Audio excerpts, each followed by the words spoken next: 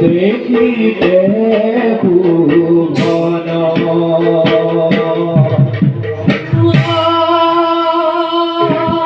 দেখি মতে পাইনা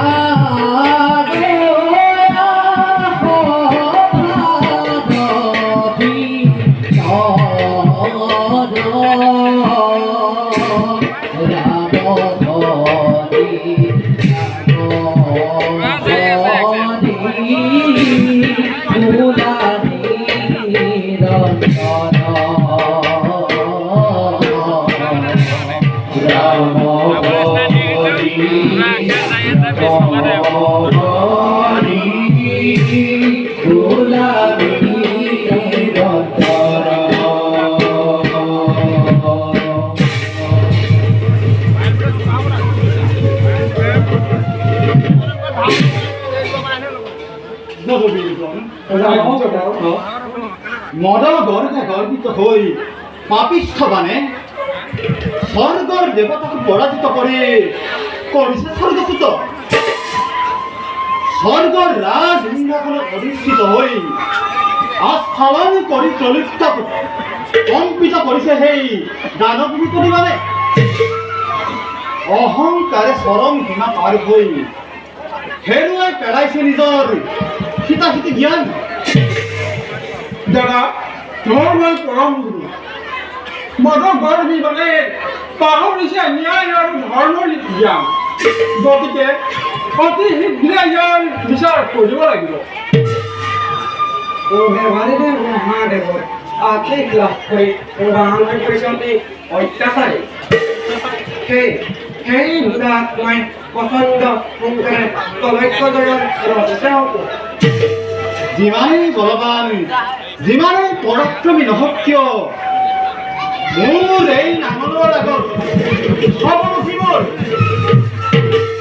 শত্ৰুৰূপে সন্মুখত যদি ভয় প্ৰকট বিনাশী তাৰ জীৱনতে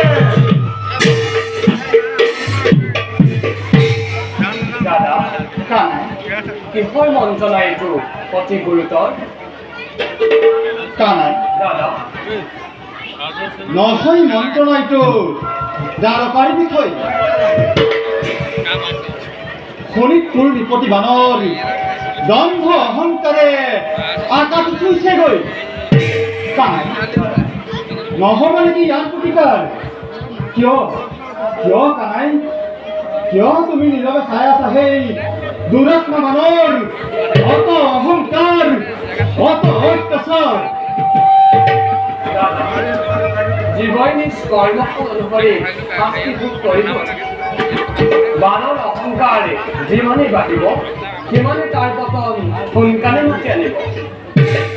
কিন্তু দাদা কানাই বানৰ বিপক্ষে থিয় দিবলৈ সি কিন্তু আমাৰ এতিয়ালৈকে কোনো অধিক চিন্তা কৰা নাই। সেইবোৰ জানো বানৰ এই দাম্ভিকতা নীৰৱে চাই থাকিব পাৰিম? শৌৰ্য বীৰ্যে অধিক বুলি দানৱে পৰোক্ষভাৱে আমাকে ইতিকিং কৰা নাই নে কানাই? তাৰোপৰি জলিকত নিজৰ সমান বীৰ নাই বুলি নিচা লম্ফ জম্ফেৰে আমাকে তাচ্ছিল্য আৰু উপহাস কৰা নাই নে কানাই? দাদা সেয়া বানৰ অহংকাৰ।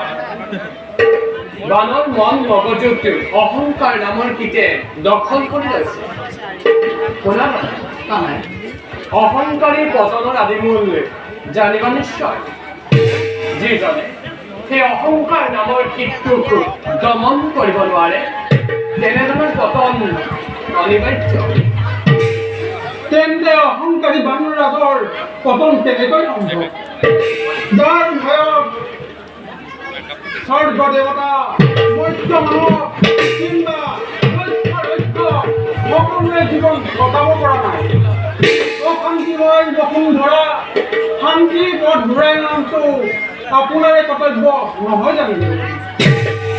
দুষ্ট পাপীসকলক দমন কৰি সাধু সন্তসকলক উদ্ধাৰ কৰিবলৈকে আমাৰ অৱতাৰ বাদেকে নিমিত্ত মাত্ৰ যিদিনাখন বৈৰীভাৱে চিন্তা কৰি শত্ৰুৰূপে আহিবান মোৰ সন্মুখত হ'ব উপস্থিত সেইদিনা বানৰ দৰ্প অহংকাৰ শূন্য কৰিবলৈ দেখা পাবা মুক্তাৰী প্ৰতিদ্বন্দ্বীৰূপে